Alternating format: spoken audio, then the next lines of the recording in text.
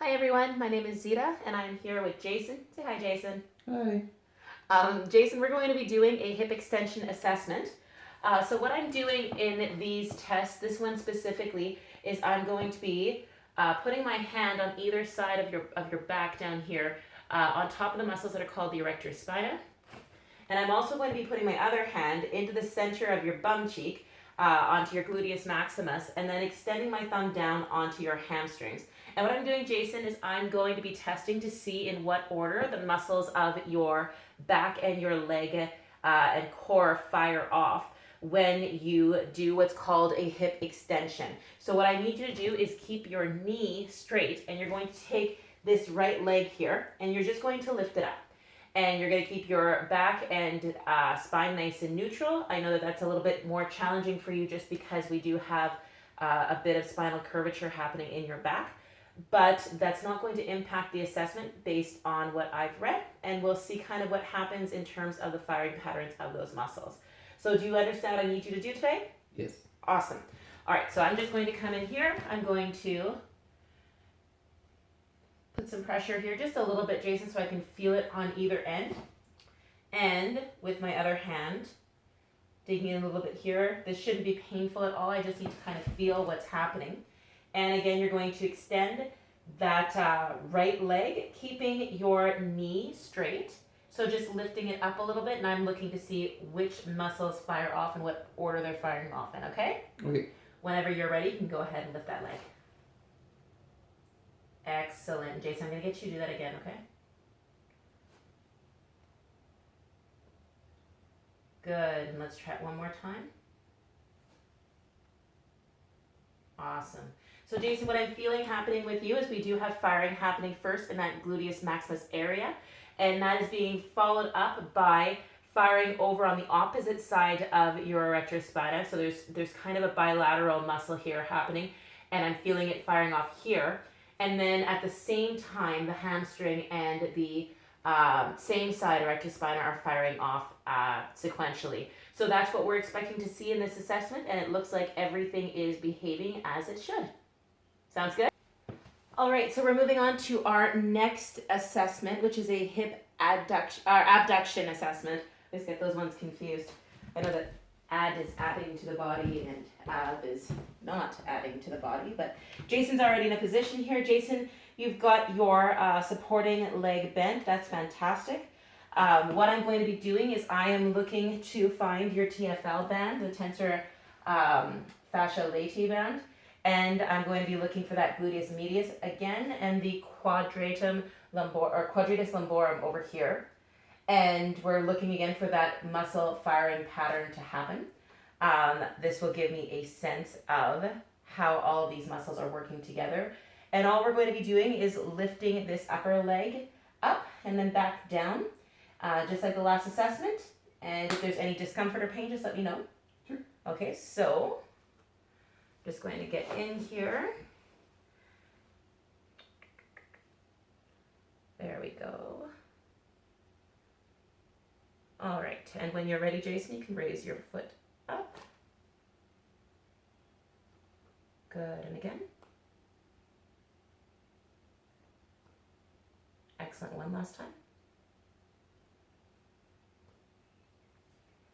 You should do it one more time for me. There we go. Awesome, so I am feeling those muscles firing off with that TFL being dominant and the first thing that I'm feeling. Followed by some activation on the gluteus medialis and the quadratus lumborum. Okay? All right, everyone. So we've actually had Jason flip over onto the other side now. We did do the abduction assessment on the one side, but we do want to test the other side with Jason because he has an anterior pelvic tilt. And so what that's done is it actually has made it very hard to feel any massive firing pattern in the gluteus medius area. We have no issues finding the TFL and feeling the activity in the QL of the back, but we are having some difficulty even feeling any firing of that gluteus medius, which is consistent with some of Jason's movement distortion patterns. So we're going to do it again, Jason. I'm going to see what I can come up with on this side. Right, just getting in, Part of me is I get a little intimate. And I'm going to get you to do this assessment one more time. All right, and I'll get you to do it one more time for me. Good job. And let's do it one more time for good measure. Awesome. So again, I am feeling that TFL firing first, which is an indication that it might be a little bit overactive in its capacity as a synergist. I am feeling QL activity here up in the back. I'm having great difficulty feeling a huge amount of firing from the glute med at all, which indicates to me that perhaps we want to investigate that a little bit further as we move through some of the other movement assessments. So does that make sense to you, Jason? Yeah. Yeah, awesome. Sounds good. Okay, so moving on, Jason, we're going to be doing the trunk flexion assessment.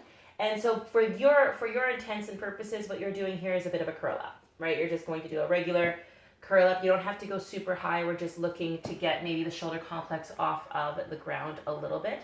And meanwhile, I'm going to be feeling your abdominal complex over here and making sure that everything is moving in the order that it should be moving in and responding in ways that we should be expecting them to respond. Okay? Yep. Do you have any questions about this at all? No. No. So we've got the legs up at a 90-degree angle. You're in a comfortable position, and we will perform that curl up whenever you're ready, Jason. Awesome. And do it one more time for me. Good work. And one more time. Perfect. So I'm feeling that your drawing in maneuver remains constant through the entire motion, and that's what I was looking to see. So good job. All right, Jason, so the last muscle assessment that we are going to do is looking at the cervical deep flexor muscles. What you need to do for this one is really simple. I don't even have to touch you, so yay for that. You are going to be lifting your head and just looking towards your feet. And what I'm looking for here, Jason, is to see how the muscles that support the flexion of the head work cooperatively and whether or not we have some overactivations that need to be addressed, okay? So I'll get you to just roll up and look at your feet. Awesome. And back down. We'll do that one more time. Good work. And one last time. Fantastic. Okay, so what we are seeing here is that for the most part, you're actually able to do the flexion really nicely, but there is some slight lifting of the head before we see that cervical flexion occur. And that indicates to me that we may have some overactivity of the scalenes and the sternocleidomastoid. Sternocleidomastoid, that's a really, really big word. So there might be some overactivation happening that we could look at, and that again would be really consistent with some of the pattern distortions that we've seen from some of your movement assessments. Okay? Yeah. Do you have any questions about anything we talked about today? No. Everything sounds good to you and sounds consistent? Yep. Wonderful. Then we will end this assessment here. Thank you so much for participating.